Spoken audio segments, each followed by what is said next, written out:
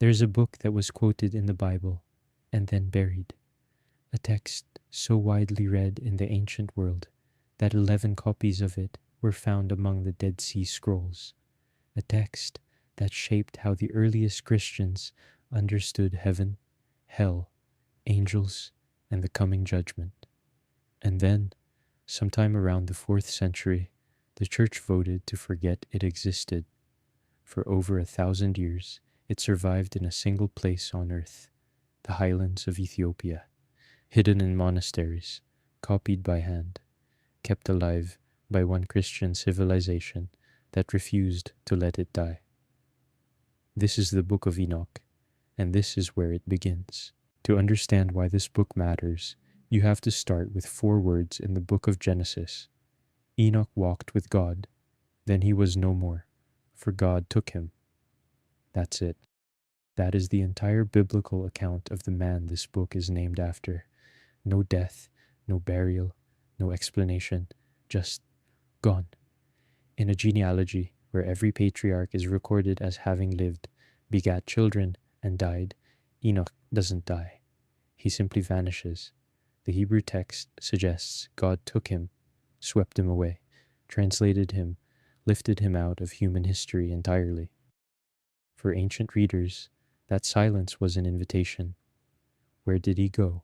What did he see? What did God tell him? The Book of Enoch is the answer those readers wrote, a vast, sprawling apocalyptic vision spread across 5 books, composed over roughly 3 centuries, beginning as early as 300 BCE. It is not the work of a single author. It is the collective imagination of ancient Jewish scribes who looked at those 4 verses and could not leave them alone. The opening of the Book of Enoch announces itself with the weight of prophecy.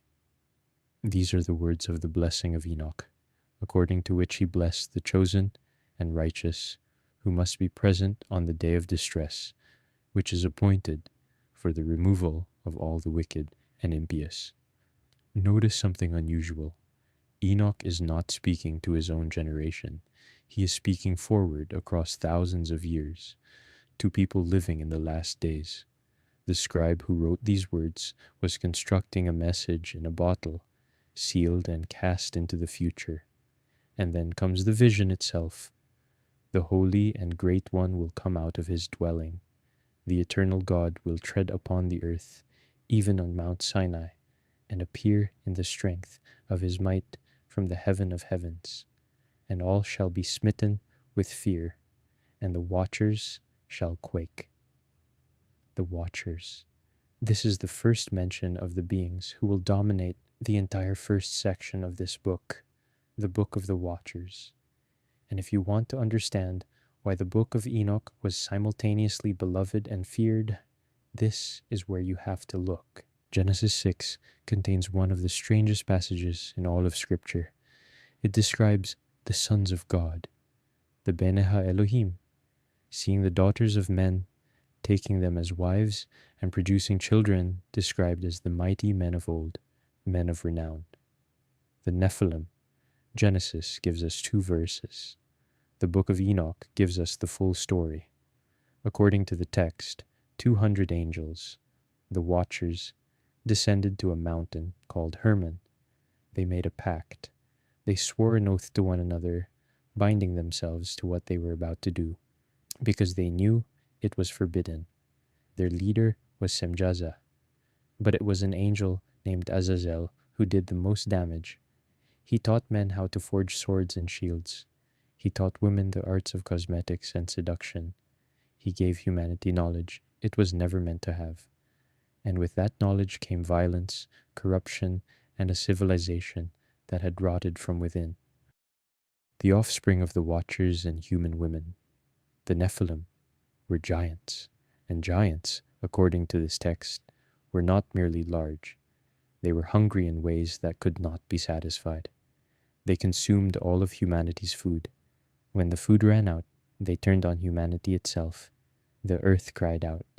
The earth, made without inhabitant, cries the voice of their crying up to the gates of heaven.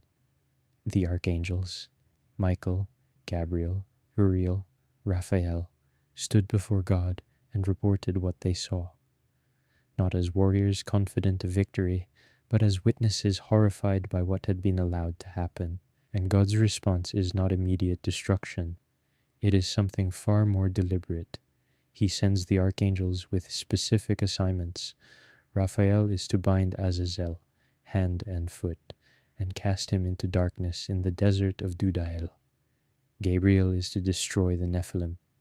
Michael is to bind Semjaza and the other watchers, to watch them watch their children die, and then seal them beneath the earth until the final judgment. And Noah, the great-grandson of Enoch, is warned. An angel comes to him with a message: hide yourself and reveal to him that the end is coming, that the whole earth will perish. The flood in the Book of Enoch is not simply God's wrath against human wickedness.